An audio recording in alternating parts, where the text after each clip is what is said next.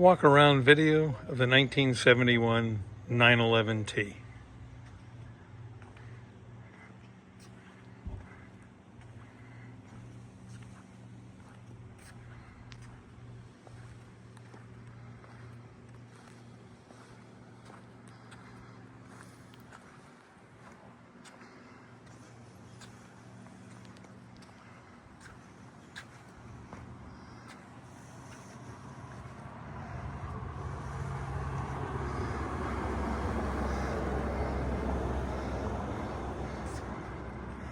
Now a slower walk around showing some of the patina on the T. Interesting details. Stone chips to be expected on a car of its age. More stone chips, a little bit of touch up. Fuel door scratches, touch up. Original antenna was probably taped around when the car was painted back in the 70s, possibly early 80s. Cowl seals were probably taped, which is why you see the chip paint around. Seals replaced at a later date. Original mirror. Chip above the driver's door handle.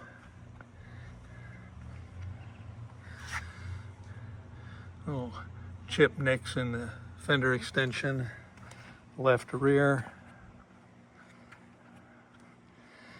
Here you can see under the grille a key switch that was used as an anti-theft device in the early 70s. Porsche crest installed by the original owner on the grille. 2.2 decal was original to the cars when they were built. This one's obviously been replaced. It's a little bit brighter than 154 years old. The engine's now at 2.3. Performance build.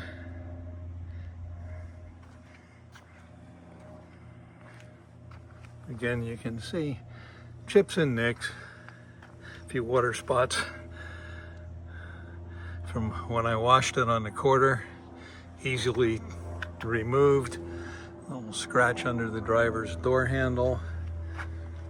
Again, picture of the replaced cowl seal. The original owner utilized a roof rack which scratched up the rain gutters and parts of the roof. When the car was refinished, he did that also, and you can see he had added some stripes down the center of the car that wrinkled the paint there a bit. Again, more chips. Front hood. Being in Colorado, it definitely accumulated its stone chips, which possibly was the reason that he had the car, parts of the car, resprayed at some point. When I got the car, it had some goofy fog lights installed, drilled through the front bumper, and it had the original bumper tips. I removed the tips, filled the holes, filled the fog light holes, straightened and refinished the front bumper. It had a golf ball sized dent in the lower edge. I removed the bumper tips, installed a new deco. The tips are included with the purchase of the car. Hood badge, definitely showing some patina. Close up of some of the touch up chips on the hood. We'll go through and take a look at the interior here. Original door panels, all original pockets, all original carpeting. The original owner covered the carpeting when he purchased the car, so there's little to no wear on the original carpets. When I purchased the car, the only carpeting that I had to replace was the rear jump seats. He had spilled paint on those and they weren't restorable. I had those recovered in a camel colored square weave, which you can see in the picture here. I also had a full set made for the front and rear that can be put over the original carpets if one desires to keep them in excellent shape. All original seat belts. Pop the engine lid as we walk around. You can see the engine rebuilt at 2.3, JE pistons with aluminum biroll cylinders, increased compression, performance camshaft. I kept the original Zenith carburetors, which have larger venturis and jetting. Hopefully I'll be able to get this on a chassis dyno before the sale.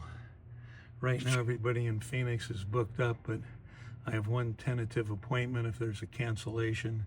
Oil tank was fully removed, boiled out, inspected, powder coated, reinstalled.